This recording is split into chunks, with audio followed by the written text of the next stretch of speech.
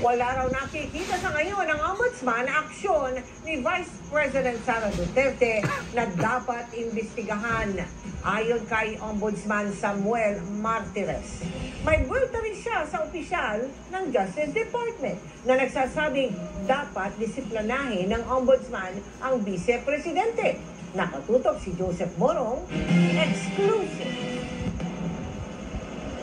Tinitingnan na rin ng Office of the Ombudsman kung ang banta ni Vice President Sara Duterte laban kay Pangulong Bongbong Marcos ay bagay na maaari nilang aksyonan.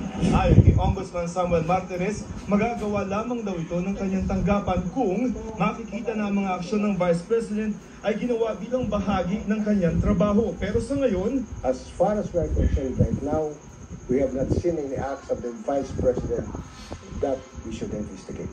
Well, we do not find anything that is in violation of one, the Anti-Graft and Corrupt Practices Act, of any of the offenses in the Revised Penal Code that is in relation to the Anti-Graft and Corrupt Practices Act.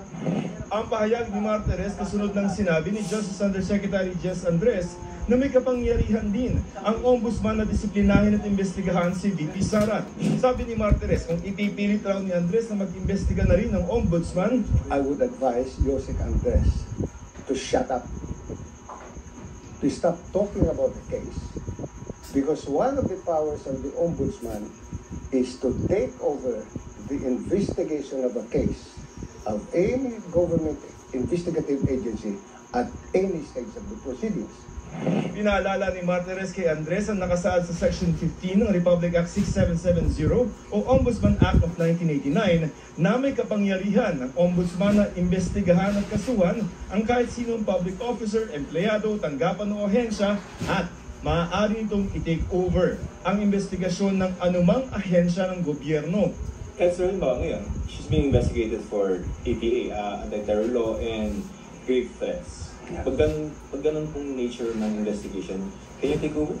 If we find that the grave threat is committed in relation to office, this grave threat done in relation to the performance of her duties as Vice President. If not, that will be personal. And we have the jurisdiction of these things. Hinihingan namin ang pahayag tungkol dito ang Department of Justice. Ayon kay Ombudsman Martires, bukod sa investigasyon na gagawin ng NBI at DOJ, pwede rin i-take over ng Ombudsman ang investigasyong ginagawa ng Kamara kay Vice President Duterte.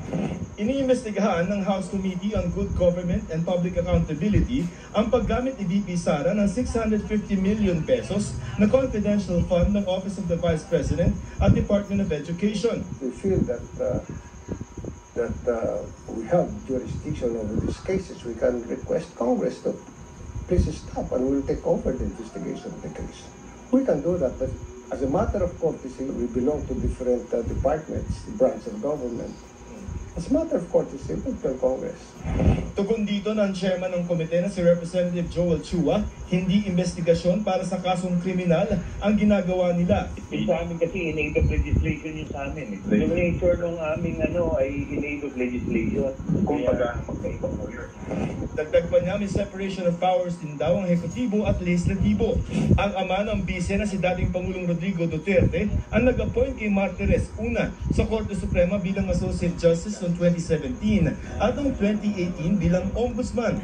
Kung i-take over man daw ng Ombudsman ang investigasyon sa anak ng dating Pangulo, hindi raw ito dahil sa utang na loob. I had never been close to President Duterte. I am not close to the President. Never had been close to the President. During that, 6 years term of the President, you can check the logbook of Malacanang, how many times I've been there. Para sa GMA